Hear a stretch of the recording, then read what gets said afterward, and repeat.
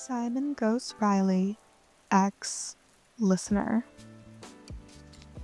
Simon's gloved fingers tapped rhythmically against the armrest of the chair as he waited. The safe house was quiet now. The storm outside was doing little more than brushing up against some reinforced windows. Somewhere deeper inside the compound, a kettle whistled, water clicking off the boil. You moved quietly, moving around to muffle your socked feet against the cold concrete floor. He didn't turn to look.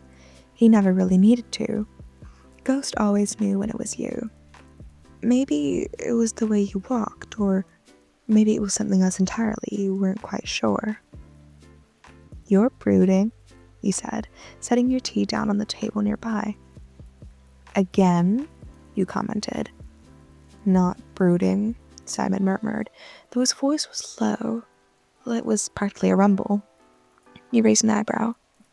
"You've been sitting there like a statue for an hour." He finally looked at you, his mask hiding the curve of a mouth that you rarely ever got to see.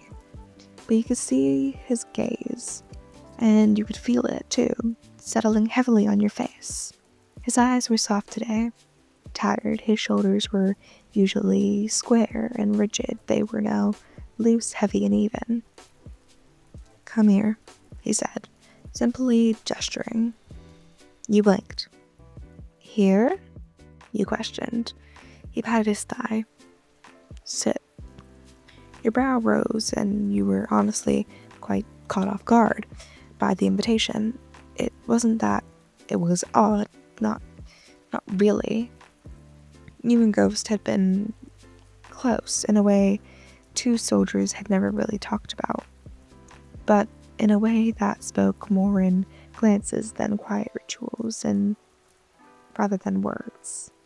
But still, the man wasn't exactly known for his touch.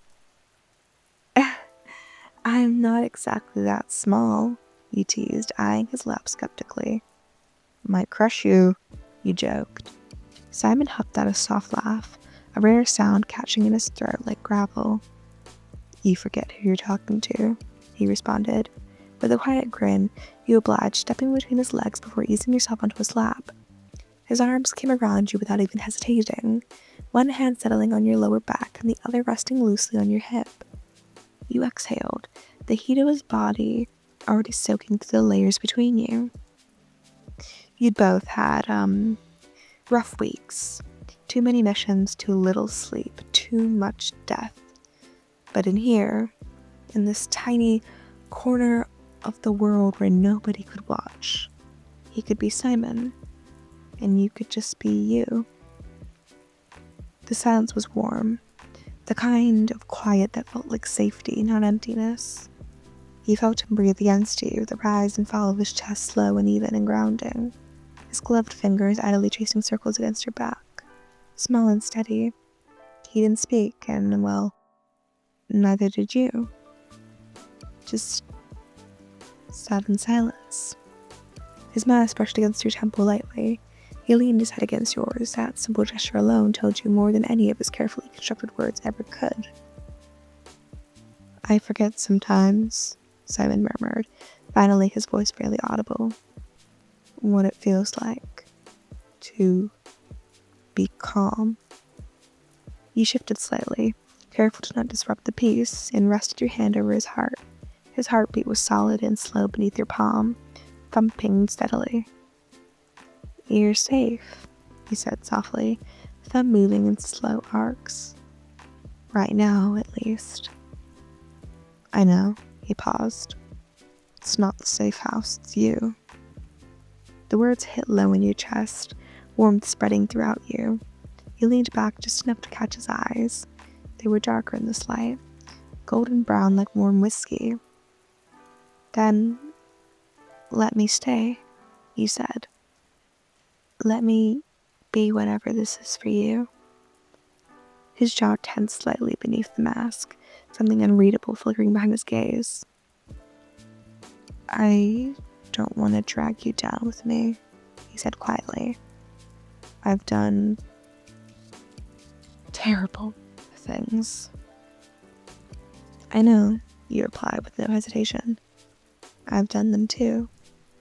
He tilted his head slightly, regarding you like you were something rare, and maybe to him that's because you were rare. I mean, not anybody could just calm ghosts like this. You didn't flinch from him, you didn't pity him, you just saw him in a way you couldn't really explain much. You know? Because when you looked at Riley, you didn't see what other people saw. You're not a burden, Simon, you said, your voice low and firm. You carry enough weight on your own, let me carry some of it with you. He looked down, lashes low over his cheeks, and for a moment he didn't say anything, but you felt it. His arms tightened just slightly around you, pulling you closer. That's alright, he asked, voice rough. You smiled and tucked your head under his chin.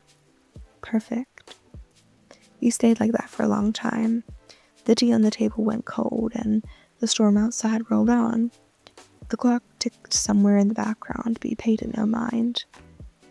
The time didn't matter here. This quiet cocoon of warmth and mutual gravity was all that mattered in the rise and fall of his chest, the solid press of his arms around you, and the simple act of being held. Eventually, his fingers moved again, slow and absent. You could tell he was drifting. Maybe not to sleep, but to a quiet place where his thoughts weren't so loud. A place where his past didn't sit on his shoulders like lead. Your voice broke the silence again, softer this time. When was the last time you were held like this? Simon didn't answer right away. His eyes stayed on the wall ahead, but his grip on you didn't loosen. Years, he said finally, since before everything went to hell. You nodded, pressing a kiss to the side of his mask. You don't have to wait that long again. He held out a slow breath. It wasn't quiet. It was almost relief in a way. Promise, he murmured. He pulled back just enough to meet his eyes, your voice steady. Promise. And in the stillness of the weight of the world barely lifted. You both stayed exactly where you needed to be, wrapped around each other and grounded in something quiet and real. Simon never asked for much, but in this night, he let himself have it, just for that small moment on a rainy night.